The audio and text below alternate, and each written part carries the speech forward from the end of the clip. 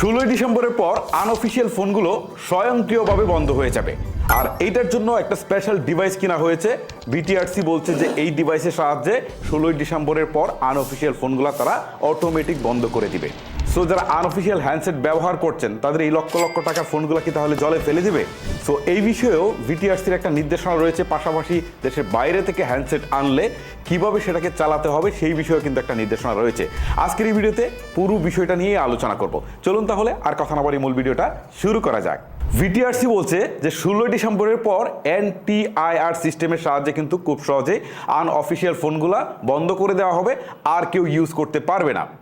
আবার এই এনটিআইআর সিস্টেমের কিছু সুবিধাও তারা উল্লেখ করছে। ওকে, আমি একটা করে এক্সপ্লেন করি।